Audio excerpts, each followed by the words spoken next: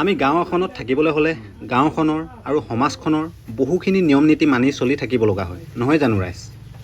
নেজানো গাঁওবোৰৰ এই সমাজ ব্যৱস্থা যি নিয়ম নীতি এইবোৰ কোনে নিৰ্ধাৰিত কৰি থৈ গৈছে, কিমান দিনৰ আগৰ পৰা এই বস্তুটো চলি আহিছে সিমান ভালকৈ নেজানো।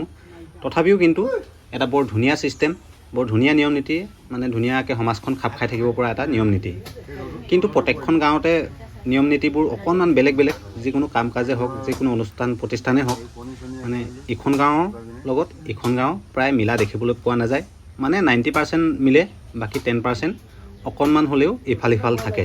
ইয়াৰ কাৰণনো কি? যিসকলে জানে কমেণ্ট কৰি জনাবচোন। এই যে আপোনালোকে এতিয়া ভিডিঅ'ত দেখি আছে যি এখন যজ্ঞ বা যি এখন সকাম, এইখনক আমাৰ ফালে পুক বুলি কয়। এই পুক বুলি কওঁতে কিছুমানৰ মনত এতিয়া প্ৰশ্ন হ'ব পাৰে, হয়তো কিছুমানে শুনিছে এই শব্দটো, হয়তো কিছুমানে নুশুনিবও পাৰে। মানে আমাৰ ফালে এনেকৈ মানে এই পুক বস্তুটো, যিজন ব্যক্তিয়ে শনিবাৰে বা মংগলবাৰে ঢুকায় সেই মানুহজনক মানে এখন অতিৰিক্ত যজ্ঞ পাতিব লগা হয়, সেইখনেই হৈছে পুক। আৰু এই পুকত কৰিবলগীয়া কাম কেইবাটাও আছে। পোনপ্ৰথমে নিমন্ত্ৰণ কৰিব লাগিব 3-4খন গাঁৱৰ ভকত, আৰু কিবা এটা হিচাপ এটা থাকে, মই সিমান ভালকৈ নাজানো বাৰু। তাৰ পাছত ইয়াত পঢ়িব হাজাৰী ঘোষা।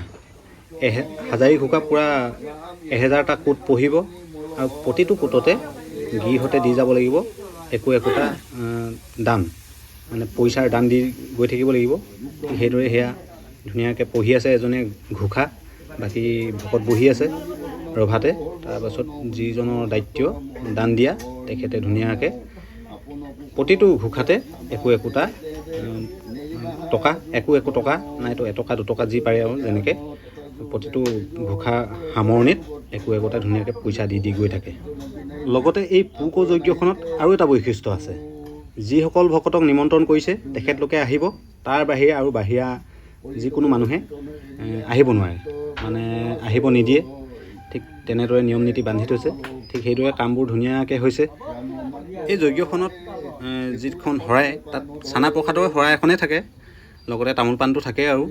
আৰু লগতে যিসকল ভকত, ইহঁতে কাৰণ হাজাৰী ঘোষাখন পঢ়োঁতে বহুত টাইম লাগে, এবেলা নহ'লে লাগে 4-5 ঘণ্টামান।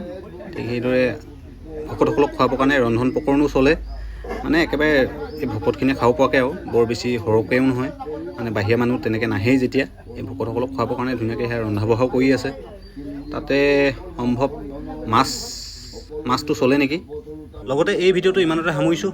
এই পুক যজ্ঞখনৰ বিষয়ে যি দেখিছোঁ, যি বুজিছোঁ, ইকানে সিকানে শুনি যি শিকিছোঁ, তাকে অকণমান আপোনালোকৰ আগত জনাবলৈ চেষ্টা কৰিলোঁ। কেনেকুৱা পালে কমেণ্ট কৰি জনাব।